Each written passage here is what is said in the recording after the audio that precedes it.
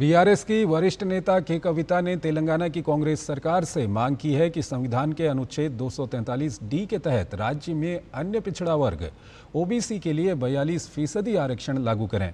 के कविता ने हमारे वरिष्ठ सहयोगी अमरेंद्र गुप्ता के साथ विशेष बातचीत में कहा कि कांग्रेस नेता राहुल गांधी संविधान की प्रति लेकर देश भर में ओबीसी आरक्षण की बात करते रहते हैं। अब जब तेलंगाना में कांग्रेस की सरकार है तो राहुल गांधी अपने मुख्यमंत्री रेवंत रेड्डी से तेलंगाना में 42% ओबीसी आरक्षण देने का आदेश पारित कराएं। आरक्षण को लेकर बीआरएस लगातार मुखर है और राज्य में अपनी मांग को रख रही है। इस मुद्दे पर बात करने के लिए बीआरएस की वरिष्ठ नेता के कविता हमारे साथ हैं। मैम, लगातार आपकी मांग मुखर है कि 42% आरक्षण जो है ओबीसी को राज्य में मिलना चाहिए। देखिए, कांग्रेस का वादा था इस बार जब तेलंगाना में सत्ता में आने से पहले कि 42% आरक्षण ओबीसी को देंगे। बाद में सारे पार्टियों ने उनका साथ दिया और बिल भी पास हो गया।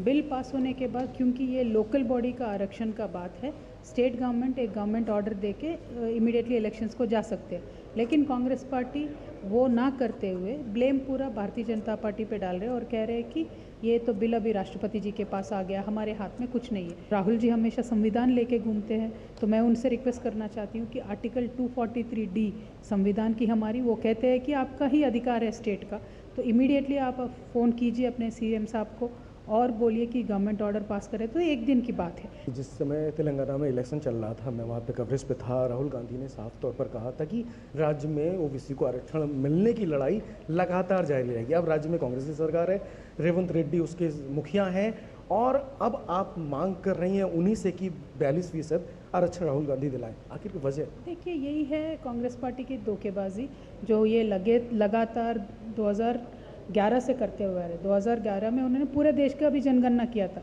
आज तक उसका डिटेल किसी को पता नहीं है। 4000 करोड़ खर्च भी हो गए, लेकिन किसी को पता नहीं है। जब आपने इस आरक्षण की मांग को उठाया उसके बाद से लगातार कांग्रेस अपनी बात रख रही है और कांग्रेस के स्टेट प्रेसिडेंट का ये बयान आया है कि जब बीआरएस की सरकार 10 साल थी तो ये इशू नहीं उठाया गया, लेकिन चूंकि लोकल चुनाव है उसको लेकर उसको होल्ड लेने की कवायद है। हमारे तेलंगाना में तो लोकल बॉडी इलेक्शंस आए ही नहीं थे, तो आरक्षण की कोई बात हुई नहीं थी, लेकिन आज वापस लोकल बॉडी इलेक्शंस आ रहे हैं और कांग्रेस पार्टी ने चुनाव में वादा किया था कि 42% वो रिजर्वेशन देंगे।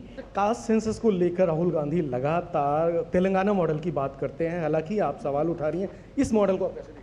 देखिए, तेलंगाना का एक्सरे हमने लिया है बोल के राहुल गांधी जी बताते हैं। एक्सरे लिया है लेकिन मशीन में गलती है, गड़बड़ है, तो एक्सरे ठीक से नहीं आई है और ये गलत बता रहे हैं पूरे देश में। तो यही बताने मैं दिल्ली तक आई हूँ कि राहुल जी झूठ बोल रहे हैं देश के ओबीसीयों से।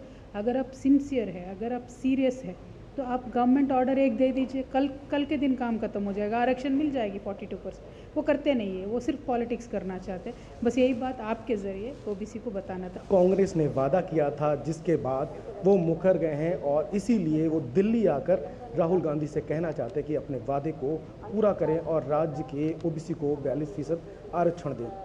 Amarendra Gupta, DD news, Delhi.